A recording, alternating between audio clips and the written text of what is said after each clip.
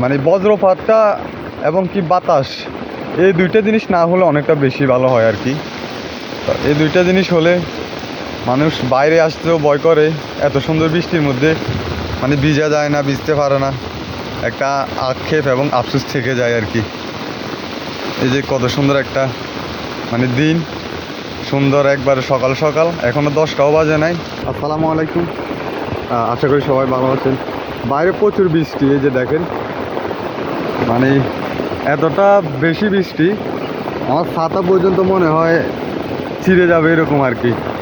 এর মধ্যে আমি আসছি আমার দুইটা গরু খুঁজে পাইতেছি না। গরু খোঁজার জন্য এতটাই বেশি বৃষ্টি যে মানে কোনোভাবে ইয়ে করা যাইতেছে না।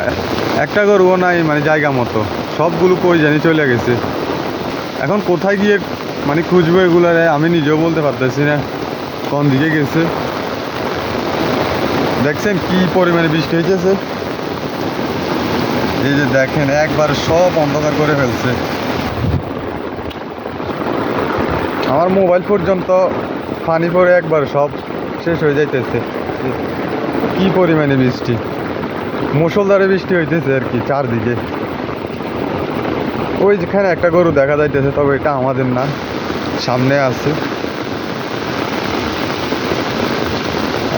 বৃষ্টি যতই হোক, মানে আগে যেমন কিছু বৃষ্টি হলে পানি চলে আসতো আমাদের এলাকায় বা অন্যান্য এলাকায়, এখন আর সেটা হয় না। এখন যতই বৃষ্টি হোক, মানে টানা 3-4 দিন বৃষ্টি হওয়া ছাড়া মানে বন্যার পানি আসে না এইদিকে।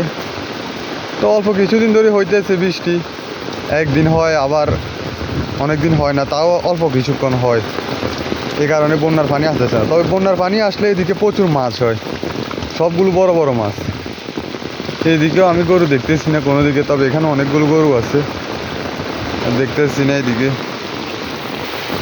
এখন কই খুঁজবো এগুলার, একটা আছে আর একটা পাইতেছি না। এই বৃষ্টির মধ্যে এগুলার এখন কই খুঁজে জানি।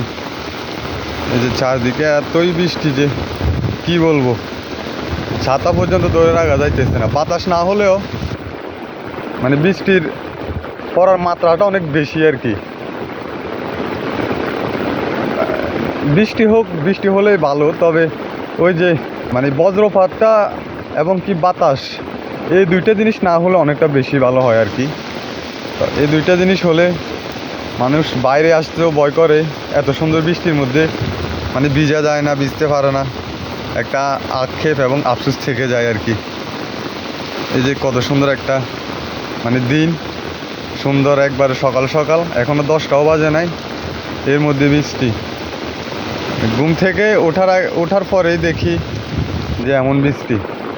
সুন্দর আর একটা ঘুম আসতো, কিন্তু আমার একটা টেনশন রয়েছে যে আমার গরুগুলো তো মানে এদিকে রয়েছে, খোঁজার জন্য আসতে হবে।